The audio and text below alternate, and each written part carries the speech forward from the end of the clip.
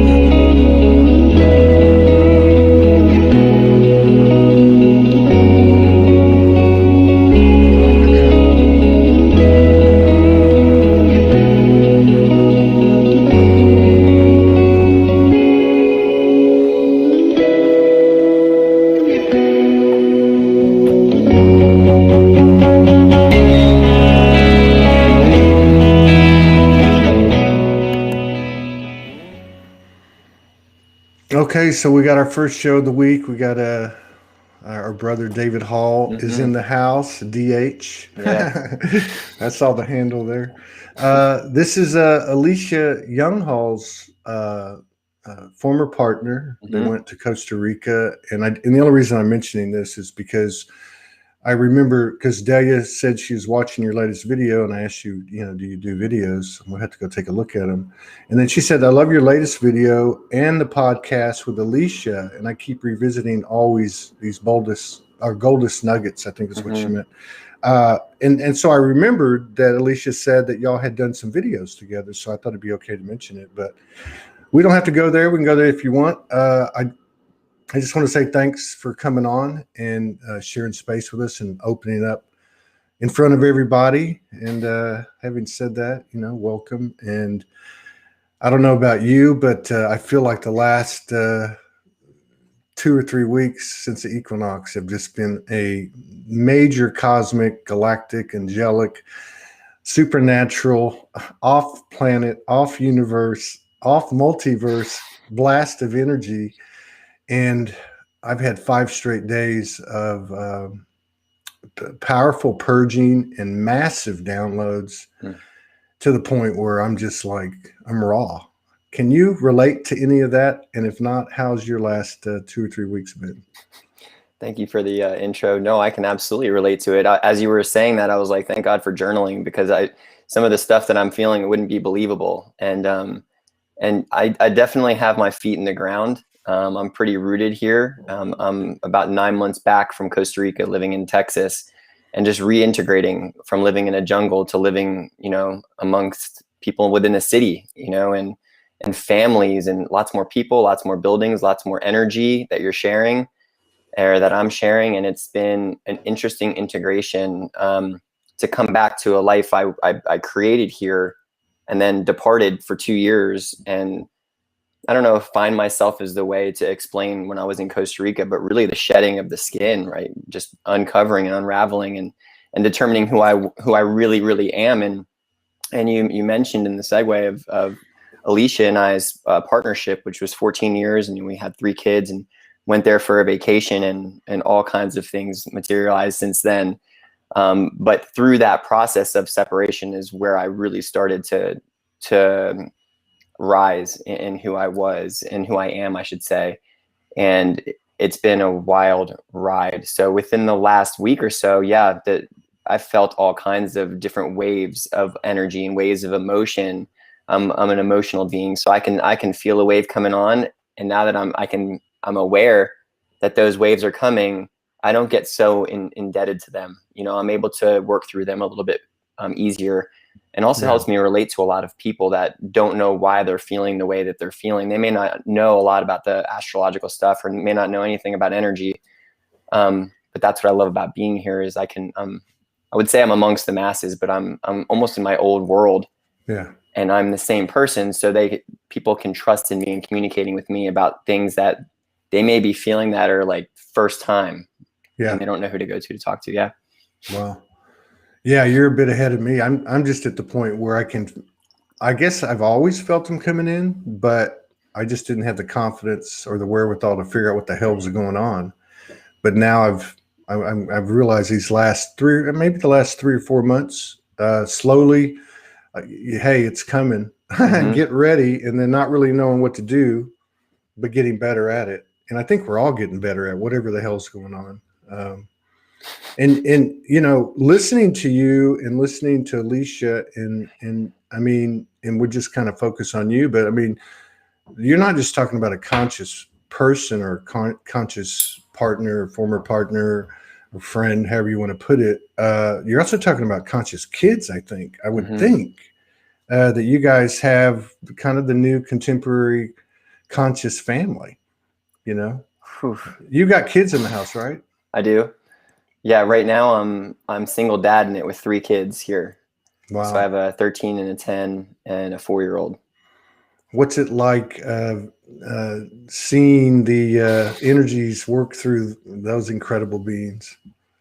It's incredible. I mean, they're my greatest teachers. You know, I say that, and it's kind of cliche, but it is so true. Like, if I can really go domesticated right now and know that, you know, many of us had fathers and mothers or grandparents that we were raised by, and their ways kind of stuck with us to an extent, right? So we've got those conditions and programs, and then we have these little children, and when you try to impart and share some of those wisdoms or programs, they resist.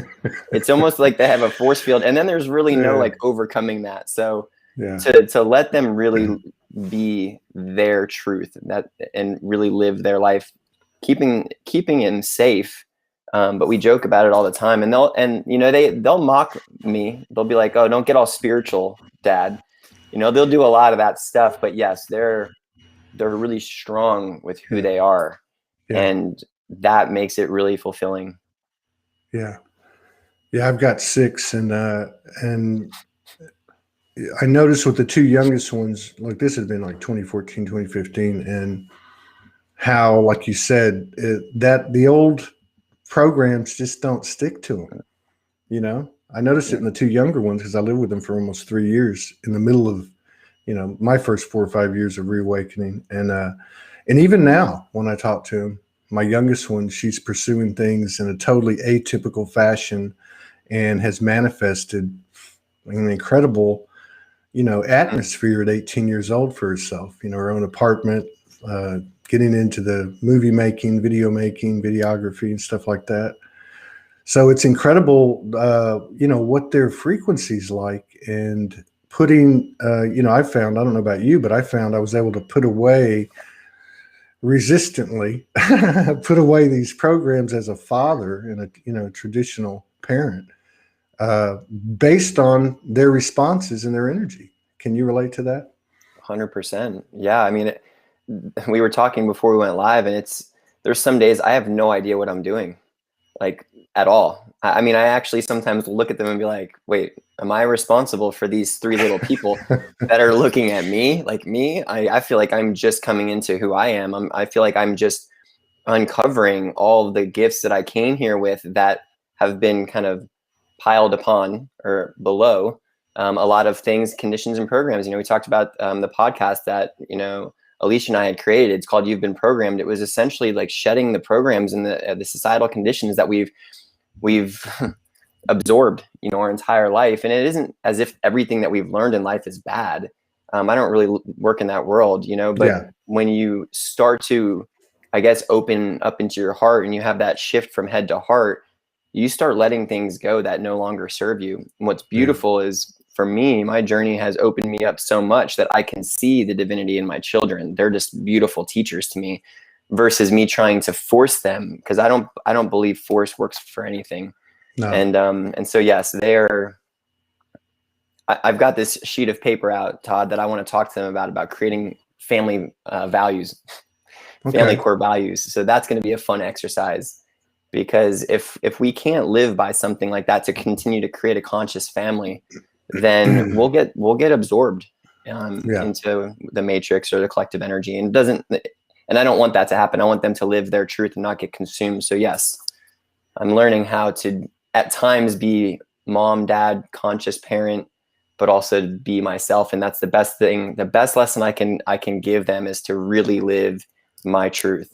You know, live authentic as all can be, which is vulnerability, which is whether it's showing tears or emotion or frustration or love, you know, showing and being open to showing and sharing love with my partner, which is an awkward thing for them at times too, is to express that and let them see it without fear of judgment, and they'll judge, you know. So that's still part of their transformation or transition. And it's funny too, because you know, it's been a while since I lived with the two youngest kids, you know, and as I've been talking with them, or, you know, when I connect with them, I don't connect quite a bit. We don't have to, but I've noticed that there's a lot, for me, there's been a transformation. There's a lot less dad speak than there was before. And there's almost non-existent now. So when typical issues come up, you know, like with kids, which is usually money, right? I found that not verbalizing things actually works to perfection with them. It really does. And I know, because, you know, I'm with Morgan. I've been exposed to the energetic world in a much better way, in a way where somebody could actually kind of guide me and narrate what's happening. But to see it with and to practice it with adults, I've done. But to do it with kids, it's a totally different deal. I mean, they're just like, you know, I look at it as this energy where it's like a kid, like a 7-year-old kid, 6-year-old kid walks into a toy room and just gravitates to what they like. That's how I see these kids. They're just going to go to what makes sense and what they align with. And they're much more, they're more impervious to this conditioning, you know, that's been going on through the years. And on what you just said there, I mean, I wrote down, you know, they're so connected to living in presence and simplicity. And, you know, I refer to my generation a lot because that's what I connect with in this human the most. And I feel like we've lost track at times of that. And then when we talk about men and dads, you know, well, they're different things, but like when we talk about the men that are opening up, and it's the vulnerability. I mean, we're in the process of shedding toxic masculinity. It's still a process. And what does that even look like? And then what does next gen masculinity look like? You know, how are we supposed to show up? And again, it all for me comes back to being our full expression. And then for some people, they don't know what that means. And then it's just a matter of scaling it. And my story, it just is my greatest asset because it's how I experienced it. You know, when I went to Costa Rica, I was doing CrossFit and I had never meditated. I didn't know what mindfulness was. Like, I was just very domesticated in that capacity. And when I went there and someone said, you got to do the inner work, I was like, what is inner work? And they're like, well, just go sit by the river for a little bit and see how you feel after. I was like, okay. but that river started, sharing with me some elevation, and I started going all the time. And next thing you know, I would sing at the river, and I would bring my guitar down to the river, and I'd journal, and I'd start sketching stuff. I was like, who am I? And I started really getting in tune with my body, and my mind and my soul. And I started understanding what it felt like to turn this world off and kind of go in. And there was a lot of fear. Thankfully, I was in a safe place. That place, there's no judgment. And another thing to bring back is just to not judge. And what a journey. Yeah. It's been interesting. Yeah. The judgment's been front and center for a while, hasn't it? I mean, it's like, we catch ourselves in judgment of other people, and then you start to see what's beneath it, the judgment of yourself, right? It's like, we want to block the people that show us that part of ourselves that we don't see. And I mean, I know that's been said a lot, but there's a lot of truth to that. There really is. I'm with you. Just sitting in a natural atmosphere or walking in a natural atmosphere and communing with what's there, be it water. I'm lucky I have a little bitty stream out here, the trees, the birds.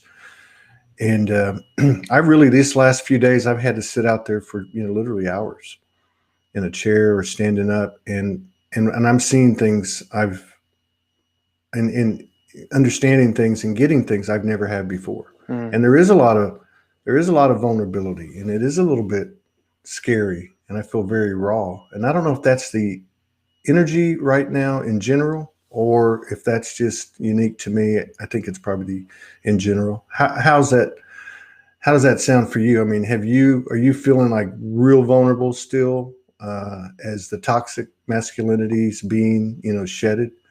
Are you feeling more vulnerable? Are you feeling more powerful? All of the above? Yeah, 100%. I mean, and this isn't stuff you can make up. Like, I feel, when I learned how to release density, and I didn't even know what that meant. When I learned that you could, how to activate chakras, I didn't know what that meant. But singing or shouting like opens up your throat, and it what it does is it moves you forward, and you don't go back. Doing some like ecstatic dance or something to get rid of I hadn't danced in like 15 or 16 years. I hadn't cried in 15 or 16 years. Like, I didn't know what came through those types of levels of expression. And so from a vulnerability standpoint, you get to the point where you're so vulnerable, but it transitions to you just being authentic. It's just you. And vulnerability isn't something that you have to try. It isn't something that you have to force. You start surrounding yourself with the people that activate it in you, and you're like, I think the vulnerability is just a choice we make in the moment. And then you find, because you don't really say, okay, I'm going to go do this and be vulnerable.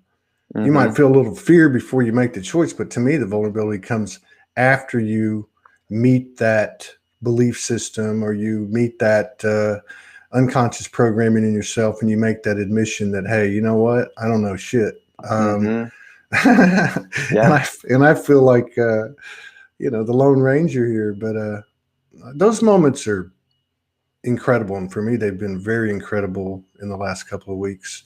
Those moments where it's just you and the universe. Like, there is no other consciousness around. It's just you and the universe. And you can find out some really, deep things, like you were talking about, sitting down by the river. Well, and what if we don't live by a river too? That's what part of my journey coming back here is, what if the part of nature we have is, 10 square feet in our backyard, and all we have is the grass? I mean, can we find gratitude in that? Can we find peace in that? Can we actually just have intention that, that will work, and whatever work means to you, well, that will open something up, whether it gives you a break. Because yes, I've come back to this world, Todd, and it's heavy to-do lists around here. I mean, it's people have busy schedules, and then when they go and sit by the rock, their mind is so inundated with stuff, like they can't even detach. And not everybody can go to Costa Rica for 2 years. So how can we find that separation, that salvation, to go turn outward, off, and go inward, even if it's for 5 to 6 minutes, 3 to 5 deep breaths periodically throughout the day, because that elevates us. That's kind of the stuff that I like to really dive into with people. And You know, I always simmer back to these 4 things, and it's kind of cheesy, but like there's these 4 A's that I talk to people all the time, and you almost just explained all of it. It's awareness. You come to awareness, and then there's the acceptance of whatever that like feeling of like whew, awareness is, and then it's the authenticity part, vulnerability, shedding your skin. This is who I am. This is who I am, and it's not just this physical body. I'm not afraid. And then it's the action. So after you've come into this level of like, this is me, this is who I am, then where's the action? And that's where the story of Alicia and I came in. The action was, we've passed level 1, high five, we crushed this level. You know, we had these amazing kids, we're rising, we never fought, we never had intimacy problems, we were best friends, it's so cool. And now level 2 doesn't have us in the same capacity. Like, we're still partners, but like we've got to go and venture in different directions and then come together in support of one another. There's just all unconditional love there. Whereas it could have been chaos, like a lot of domesticated separations. And that's part of what I'm here to share, is that, you know, it doesn't ever have to be that way. That's an old program that we, you know, absorbed, and it's time for us to work together and support each other unconditionally. That was the most glaring thing, Todd, is to really, really feel what unconditional love is. Yeah. We can say it, but other than our dog, it's hard for us to really feel unconditional love. Yeah. And there's a walk the talk element to this point, to 2021. Like, I can feel the universe pushing it. Like these last couple of weeks, I can feel it pushing hard. I've been getting a lot of information. I've been listening to other people all over the board. And what I mean by that is the energy is consistent, but the reactions and responses and behaviors of all of us are all over the board. And, you know, in at least at the human superficial, but I do think beneath that, we're making some pretty strong progress, because there are stories like where you come from and Alicia, and there's so many stories within those stories. I mean, these kids, you know, I mean, so there's these little miracles happening by these choices people are making, like yourself. And I really like that description of the 4 A's, and I can really, really relate to that. You know, we've got this Soulogy Fest coming up, and it just, I don't know, there's something about it. And it's just a representation, I think, of what's happening or what's available collectively. But I see a lot of alignment, and I see that part 4 as being a big part of it. Because I think the awareness, the acceptance, what was the third one? It's awareness, acceptance, authenticity, and action. Authenticity. And then you're like, you know, figuratively speaking, put on stage, and you take the action. Now, the action might just be you going to, you know, go take care of something, an inspired action. But I look at the action part of it, and I got to tell you the truth. I'm a little bit, not fearful, but a little bit scared. And what can that be of? My own power, our own power? I mean, is that what we're most fearful of? I feel that it could be, and if I speak on behalf of myself, I feel like I'm being seen, being really seen in your naked truth. You know, I was joking yesterday. I went to a music show last week, and the guy's shirt said "Let's get naked," and it was kind of, you know, maybe his was more provocative, but I looked at it metaphorically, and so I wore it the other day because I believe like there is metaphor in like being naked in our physical body can feel uncomfortable for people. You know, like the people I coach, sometimes they don't even look at themselves in the mirror, and there's nobody in the bathroom. It's just them. So if we have a hard time looking at our physical body, how fearful are we of really connecting with our multidimensional body? You know, our spiritual body, our emotional bodies, like we are fearful of those too, because they're more abstract. The physical bodies, at least we can touch it. So I feel like it's the fear of being seen. And that's where we get stuck, is we come to awareness. And many times when acceptance comes, we're like, nope, I'm not accepting that. And then our mind gets in and tries to force things. And that could be in regards to relationships that we stay in and we keep trying to force, and we go to like therapies or whatever, or it could be jobs or where we live or those types of things. And they prevent us from really accessing what we're meant to access, how we're meant to be. and what we're meant to share. Because ultimately, how I look at things and how I feel is that I'm the only version of me in all of existence right now. So the music that's playing within me needs to be shared. And if I don't share it, there's a part of me that's in suppression and repression of sharing my gifts. And we can't do that. So there is nothing to fear. Yeah. That's an amazing explanation. So 3 things. So one is, it's not about, I'm looking at the action almost like a stage thing. And that's, again, it's a metaphor, but that's probably because of what I do.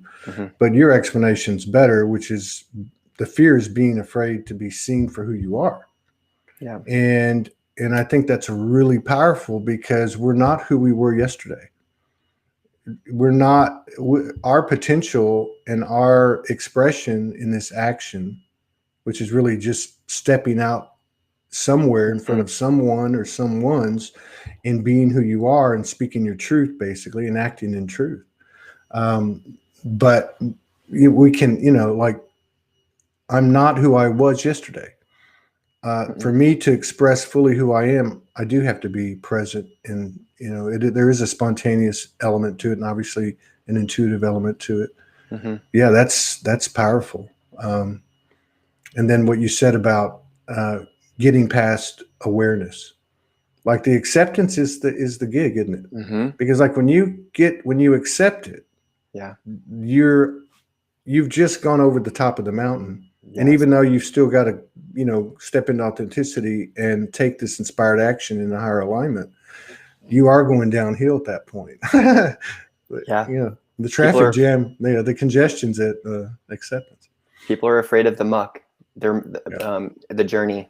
And you can't go from the first step to the very top of the staircase. You got to walk each step. And if we can condense the timeline by accepting it, you're going to go, you can get separated and divorced from your life love. And within months, you could be high-fiving her as a friend. You can be hosting a podcast. I'm not here to toot our horn. It was just our journey, right? But like my dad's on his 4th marriage and my mom never remarried, and they were divorced when I was 1. So there's polarities like in my own little reality. And so I could have went either way, but what I wrote down there, and you were sharing that about us coming to acceptance, is in our human world, like sometimes we have a near-death experience, sometimes we're diagnosed with cancer, sometimes we have a life-changing event for us to have that quantum moment. For my case, maybe it was my partner saying, "Hey, I need to go this different direction," and then when it was the level of acceptance, feeling like my body going through Kundalini experiences, like literally energetic upgrades. I was like, what's happening to me? And in the Western world, it may be called a panic attack. But in my world, I was so like calm within me, like, wow, this is cool. It's kind of weird. I've never experienced this, but I knew once it cleared, I was like, I felt like a different person, just like crying at the river for 30 minutes, not as a victim, but as in like, I got to get all this out. And then you get done and you're like, why do I feel so much more strong in my body? It's like, why is the softness proving me to be so much stronger than what I thought was more physical strength? And what I got from what you were sharing is it's the freedom. It's the personal freedom that we aspire to find, why it's not too late. Yeah, that's right. Yeah, that's right. Another example is, another example that I use is people used to be afraid to come out and share their sexuality. Like some people that may have been homosexual were living their whole life and never shared who they were. Imagine how hard that is to live with this mask on all the time. And I use that example because we can all relate to it, but like, that's just sexuality. How about all the other things that are within us that are trying to come out, and our mind is like, out of what?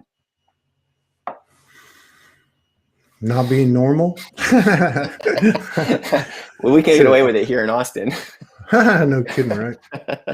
But but I mean, there's been such, I think there's been a massive change in the last 15 months or whatever, the last year, and I think there is a direct relation to this COVID thing.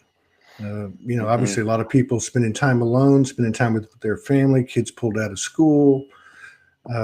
There's a lot of stuff deconstructing. And in all that mix, there is this element, this crazy, you know, needle in a haystack groundswell of people taking ownership of their lives and of their co-creative abilities with responsibility. Because, you know, I don't know if you've noticed, but I mean, as the aptitude or the spiritual abilities improve or elevate, so does the level of responsibility. Yeah. You know, I mean, it's like the higher you go, the harder you fall kind of thing. Even though, like you said, we don't go backwards once we get to, you know, cross a certain threshold. I love what you said about acceptance, though. There is an energetic reaction when you surrender in acceptance to anything, isn't there? Yeah, and I feel what you were just explaining is it's creating oneness. We can go one of two ways, you know, whether it's a pandemic or something. It's and respect how everybody treats it, but yes, it can create oneness. It should create oneness, and if we are open and believe that, I feel that our energy can connect with other people's energy, and it's all connected. And you know, and where I came is like personal responsibility is like, well, what can I do? What can I do to raise the vibe? You know, like I always feel like I'm pretty happy. And where I go, people are happy, you know, and that's why I got into coaching. I was like, I don't know what I want to coach, but when I work with people, they're always happy. They always feel better. I'm like, okay, cool. You know, so I do this, I'm a visual person. So like I do this little pie chart. And if we think of a pie chart with 4 equal pieces, I believe 75–80% of our energy should be in nature, self, and service. And nature being connecting with nature. I used to think connecting with nature was playing golf. And that's doing something in nature. But I mean, I believe connecting with nature, because nature is all giving, and it's alive, and it's love, and it's infusing you, and you're forced to accept it. And then self it starts with the self-care and self-love, and that moves into like what are we listening to? What are we watching? What are we reading?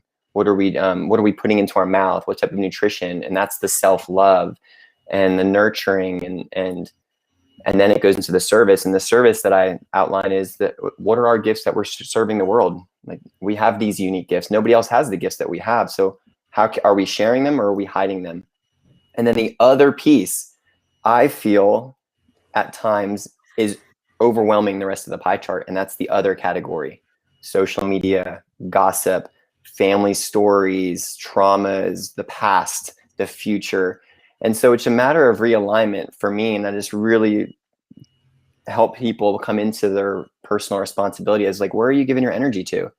You know, if me and Todd are talking about, you know, our buddy Bill's relationship falling apart in Wisconsin, where are we energetically? We've given our power away.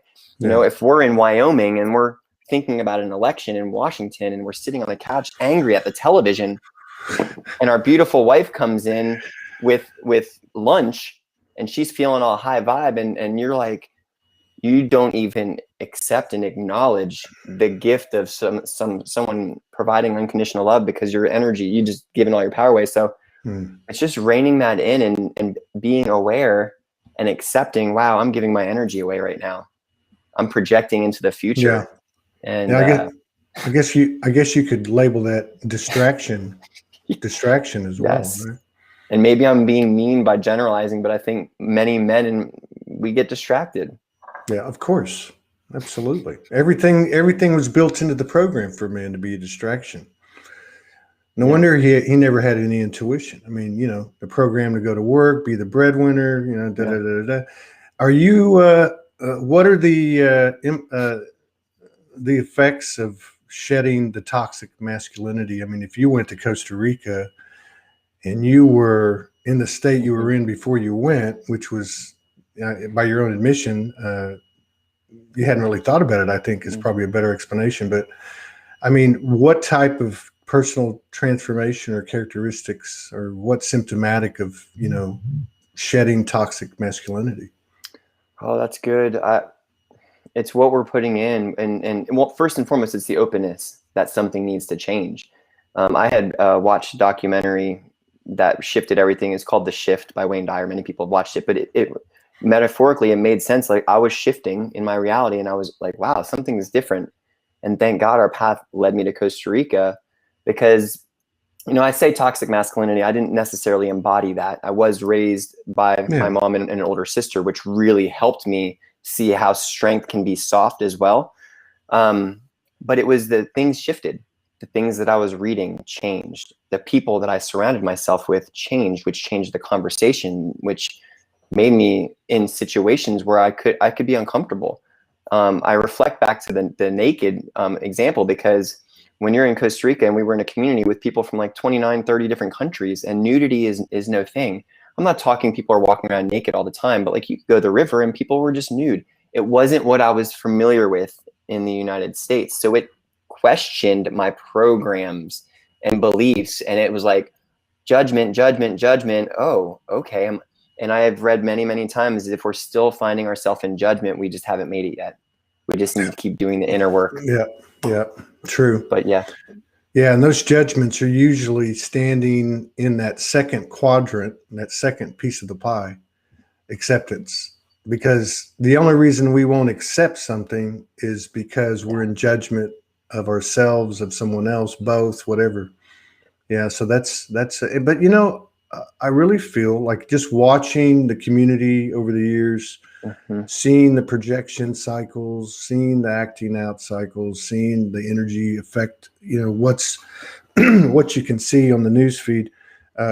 People are, it looks like people are taking personal responsibility for their bullshit.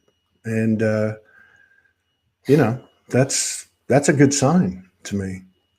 I agree with you. I agree with you wholeheartedly. And I feel that men are taking, they're in need to take personal responsibility, take the action, be open, and don't be afraid of the softer side, and know that it's strength. Don't be afraid of the going inward. Don't be afraid of the stillness and silence. Don't be afraid of the mindfulness and the yoga, because what it does is it quiets this machine that is going, that is incredible. And it starts to open up this new flow of information, but it's from the inner world and it's unknown. And so once you activate, and it's finding your activations, right? Like, what is our toolkit? Like, what is our go-to when we are in an emotional wave, or we are finding ourselves like way too domesticated or way too like emotional? Where do we go to shift our frequency? You know, is it a shift in the music? Is it a shift in where we're going? Is it taking a day off, a vacation? Like, it's just being open to personal responsibility and acceptance. Say, hey, something's got to change for me.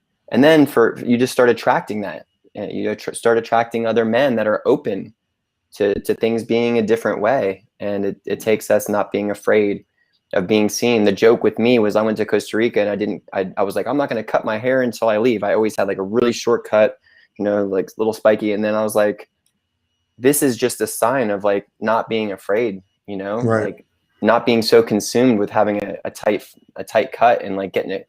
No offense to that, but like and then I came back here, and I know that my dad had reservations about me having long hair, because I was looking for something to do during the day. I worked at a Fortune 30 company before, and I wanted to reactivate that, like get back into that world and like and intermingle, and I got the job. So it wasn't the hair that prevented me from doing it. It's just the conditions in Austin. I don't think in Austin you could walk in a pair of shorts and flip flops and a t-shirt.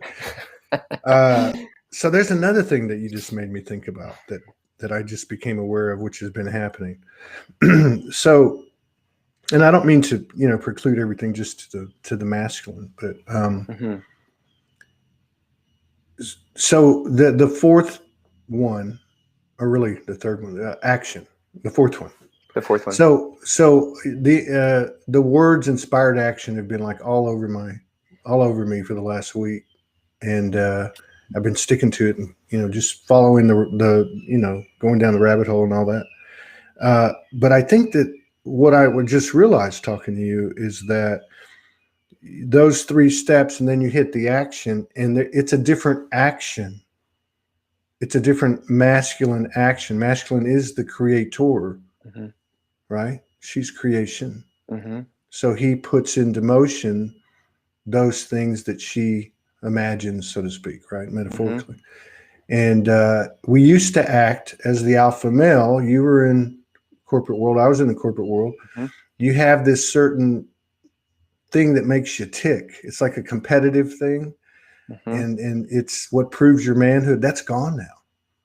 That's gone now. And so now, and if I look at Soulogy Fest as a perfect example, to infuse my energy into the group in a new and powerful masculine frequency, Yeah. which right now, and maybe it changes, but to me, that takes diligent, consistent, conscious thought, and really thinking a long, long time before you say anything and before you do anything or make any decisions. I don't know if you can relate to that. Yeah, that's beautiful. As you were explaining that as we shed maybe our programs of what masculinity even is, and we start rising in what we know masculinity is, like what we know, what we also acquire is the ability to rise in our feminine energy too. And then when it becomes really fun, is that me? When it becomes really fun is we feel the oneness, where we don't have to delineate masculine and feminine energy. And that's what you were explaining about the Soulogy and the Soulogy Fest and what you've created from, look at Todd's, previous journey from 25 years ago to now, like what a beautiful representation of expansion. And, when we start tapping into things, the information changes, like you said, the actions change. So instead of me reading a book about how to grow a business and leadership, I was reading, King, Warrior, Magician, Lover, and understanding the male archetypes. Right. And then I was reading, I'm like, where has this been? Because I could relate, because I was open and things. Who was that? Is that Joseph Campbell? I know I've seen it. May have been, yeah. I think it's Joseph Campbell. It's in my room, but yes. Yeah.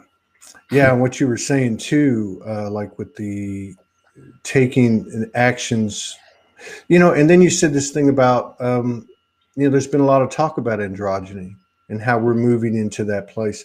And I had the weirdest thing happen to me, in the last week. And it was like, you have reached a certain point where your feminine and masculine are now, like, let's just say, aware and collaborating more effectively. And this may be, like my futile description of approaching from a new power of masculinity frequency versus the old alpha male type. And that the end of the transmission was, you're here to be a man. And I was like, what? And they're like, yeah, you're here to be a man. This is like took on a new level of awareness or something. And I understood it. I just was kind of shocked by how it came in. And it was something, along the lines as I talked with the energy, it was, you are masculine, feminine, you are multidimensional, you have all this stuff going on, but in this incarnation, your journey was metaphoric, so to speak, or energetic. You find that masculine and feminine to be a true masculine in the flesh, right? So that was kind of trippy. Yeah. Was that recent? That was in the last, I've been like on a 5-day deal. I'd say that was about 4 days ago. And most of this came out here behind my house where the forest is. Yeah. And just reacquainting myself with like you're talking about, nature. Well, and I love that goes back to how we started the conversation about, like, we are not who we were yesterday. Right. We're not who we were yesterday. Yeah. And Todd and David and anybody else listening and anybody else is like, we really do create our reality, and we choose it. We choose it every day. And that's the beauty in all of it, is that acceptance of, like, okay, well, I don't want to carry yesterday. Right. I don't want to carry last year. I don't want to carry all the traumas. And I'm not discounting anybody, but yes, that prevents us of living our truth. That's kind of my joke this year with some of my friends and clients, is like, just got to live your truth. What does that mean to people, right? It's not the same as it was yesterday, because I'm clearly not who I was yesterday. I can tell you this is my own Texanism or is I don't know what my truth is, but I know one thing. I can measure the expansion of my truth, whether I'm fully conscious and understand it or not, by how many belief systems I let go of. Oh yeah. Which has been like massive this last period of time, and for me, and I think for many people. And then you're there, which is why I was bringing up about the new way to lead or the new way to create for a masculine. Uh, you start from nothing, man. Like you start with the tears, you start with the surrender. I said, "Get me out of here" 2 days ago. I haven't said that in probably a year. And I was like, you know what? I'm done. Stick a fork in my ass. I'm done. Just go ahead and get me out of here. It wasn't very long, but I mean, I just feel like the stripping down, the buck naked to the soul that you're talking about, it's inevitable. Like you said, you can't miss a step. You can't miss a step. Nobody gets to miss a step. So I love the metaphor of being our naked truth. And, I had a friend, I don't know if she's been on your show, Zoe Davenport. She did a video years ago about Get Naked With Me, kind of a provocative title, but I watched that video and it's like, it's so true. I mean, it's just like, and for men, it's like, it's even more. And, one thing that I related to what you just said is about feeling in our body. Our body doesn't lie. That is our mechanism here on planet Earth. And like, when we feel something out of sync, it's, do we override it and numb it, whether it be alcohol or, opioids or whatever it is, or do we listen to it? And do we ask, and do we connect with it? And do we even attempt to solve it ourselves before we just go and give the power away? Right. And I do believe one of the new ways that you're referring to is through the young people. I have 2 boys that I can teach by being myself how to treat women, how to treat each other, how to speak with love and kindness, how to not just get consumed. And then in the same, I can show my little girl how to be a man in regards to how to treat others. How do you honor your partner? How is there equality? Right. How is that? Not being afraid to communicate with her, not being afraid to apologize. Yes. It's through the young people. I watched a documentary called The Mask You Live In, and that like blew my mind, Todd. I don't know if you've ever seen that, but The Mask You Live In. I think was that on Netflix? Yeah. Yeah, I saw that. I didn't watch it, but I saw the picture. Yeah.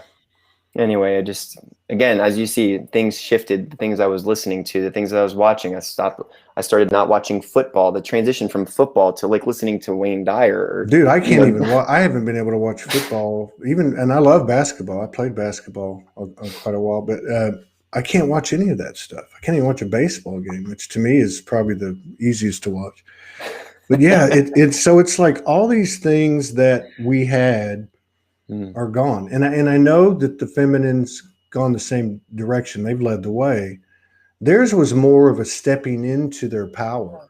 Yeah. In fact, that's what it was. That's what it's been. And it continues to be.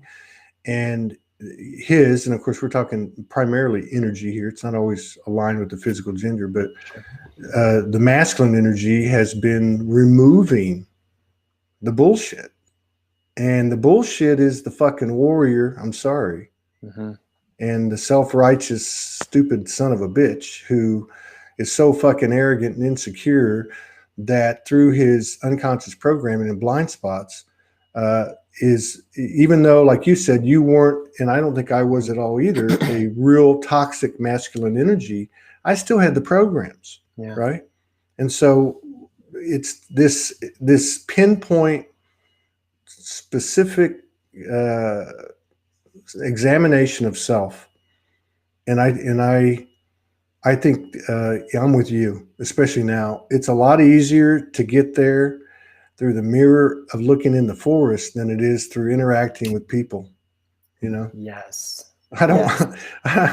You know what I'm talking about? Yeah, you just opened something up. That was I would say that was the most glaring and obvious part of, I would say, my healing, but I would more so say my transformation is I had never been alone long enough to even enjoy being by myself. I wasn't one of those dudes that just went out hiking by himself, just I was always with someone, and then I was in partnership for a long time, and then immediately had kids. So then I went insta like dad mode. And so that was part of my journey the last 2 years, is to come into awareness and acceptance. And then it became joy to go alone and connect with myself. And that's the, we came here pre-programmed with all the beautiful gifts, we came into this and we're free. And so it's reaccessing those things. Yeah. It's reaccessing those things, but sitting in stillness is like super uncomfortable for people. So it sounds so simple that just being is a solution for your external doing as well. And being alone and being in stillness and making it an intention, right? Like, it's not just like, oh, I meditated last week. You know, it's like, hey, do you have intention? Do you have a practice? Do you want to shift? Are you in pain in your body? Are you enjoying your partnerships? Are you enjoying your pleasures? Or are you wanting to break out? And that's why what I'm feeling right now, Todd, amongst the collective, is maybe it's just my story, is that relationships are like the greatest activator, the greatest teacher, and they're the greatest test of our human journey. And I didn't have any idea what a different relationship was when I was in relationship with Alicia. And then that one went away and I became a whole different person. And so that was an activation. We could have forced it, and many people do, and to each his own. Right. But how do people in relationships, and this is a different tangent, how do people in partnerships recreate or create anew, because they chose in every day? How can they create that intimacy that's connected them? It's the energy, right? The same energy. And that's why, I really encourage people 15 minutes a day of intimacy. And that has nothing to do with intercourse. I'm talking intimacy. I'm talking sitting and looking at your partner, looking them in the eyes, like without moving them around, without a phone, without Netflix and chill, like just like breathing with them. I'm like, do people do that? Yeah. So. Well, it would only make sense that the answer to your question would be the same answer that we're discovering in our own personal journey when no one else is involved. So that, duplicating, copying that, that little equation that we're learning about and we're expanding and so on, that would make sense. Yeah, absolutely. And I feel like your network is pretty open. Like, especially the men that are connecting to this network are pretty open. And I'm merely sharing some of the network that I've been exposed to, and the slowness and the connecting with your body and the connecting with self. And we're not even talking about like true intimacy or that, but like even like touching your shoulder. Like, when do you touch your shoulder like this? Like touching your forearms. It's like really, really, really, really connecting with our body, because our body doesn't lie. Right. And that is an activation. That's self-love. That's part of that piece of the pie that's called self. And it's just loving yourself, and I can go on a lot of tangents about, the ways that we treat our body and how it's not elevating and it's not nurturing. That may be a different conversation, but I teach my boys that. I have a 13-year-old who's asking questions now. He's sitting there snuggling with girls now. I'm like, I'm about to have those conversations. I'm like, hey, listen, you got blessed with a dad. About to. He's 13. You should have had a couple of years ago. No, I'm kidding with you. So the questions, hopefully they come to me, because I'm an open book for him. Yeah, I had those conversations. I had full girls, so that was a little difficult at times. Man. The T-shirt you have on, did you make that? I did make this. Yeah. You have a T-shirt company, or? Yeah, it's just an online clothing company called Ascension Threads, and it's just high vibe clothes. It's just simple, Do you have any other ones to show, or? I don't have any other ones to show. I'll put up the website. What is it again? Ascension. It's Ascension Threads. Oh, okay. Yeah, the word ascension and the word threads. Threads.com. Yeah. Well, that was good. You got the .com on it too. Yeah. Yeah, just keep it simple. Keep it simple, and I could wear a shirt that says love on it every single day. And if that's my simple way of raising the vibe on planet Earth, then that's what I'm going to do. Right on. Yep. Right on. Very cool, man. It's been an enjoyable hour, no doubt. And that flew by. I'd love to get together with you again and collaborate in 2021. and Absolutely. see what we can dig up and jump into some of those other topics that, yeah, you've got a lot of good information, and that's what this network is here for, is the real-time expressions and, visibility of the frequencies that we are on this day. And so there is a collective aspect to it. And that's, what you mentioned earlier, you do see an openness. I mean, there's other platforms that do it too, but, seeing the masculine step up with this soft power is what's needed. Because, after all, the first one of those four is awareness, right? So yeah, it's just a bunch of people merging their intentions to expand awareness of the new human, I guess. Amen. Yeah, I love it. The last thing I would say is connect with our breath. If we could teach and have the intention to really breathe into our belly, like just nostril breathing, just that is a solution for so many ills. And we are constantly holding our breath. Yeah. You can find out a lot about yourself by the breathing and the sighs, that one, or just the short breathing. Yeah. And I just want to say too, before we get out of here, what you said too, I thought was important. I just want to go back to it for people, is as you were talking about, sitting down and meditating. If I'm sitting in the chair out here, or you're sitting by the river, or even if we're in our backyard or in our room or whatever, it's getting to that point where the thoughts are not, you know what I mean? And that takes a little while sometimes, especially if you haven't been doing it consistently. But it's kind of like that acceptance step that you talked about, because after the acceptance, there's always an activation, right? Yeah. You move into that authenticity in the action, and I guess that could be, and so it's kind of like that. So just everybody stay with it. That's good advice by you, and I appreciate it. And I really enjoyed meeting you. So we'll have to do it again sometime. How do people get in touch with you if they want a coach or a session? They can connect with me on either Instagram or Facebook. It's David Hall ATX, like Austin, Texas, but David Hall ATX, and they can send me a message, and I'd love to work with them. And it was a blessing. Thanks, Todd. I appreciate you inviting me on and right on. Getting to me. Right on, brother. Yeah. I'll see you later. And they can also check my YouTube. It's hashtag DH Truth Talk. Hashtag DH. Truth. All one word? Truth Talk? DH Truth Talk. And they'll see my mug on there, and they can and maybe some of those videos will resonate with them. Right on. I'm gonna go check them out. Check them out. DH Truth. DH Truth Talk. Yeah. Okay. You can just That's put hashtag on YouTube. So I put them up on all the platforms. The shirts, the IG and FB on David Hill ATEX, and then Truth Talk. David Hall. David Hall, HALL. Yes, David Hall. Okay. ATX. It's there. Beautiful. Okay, brother. Thank you so much, Todd. Blessings, man. All right, man. Till the next time.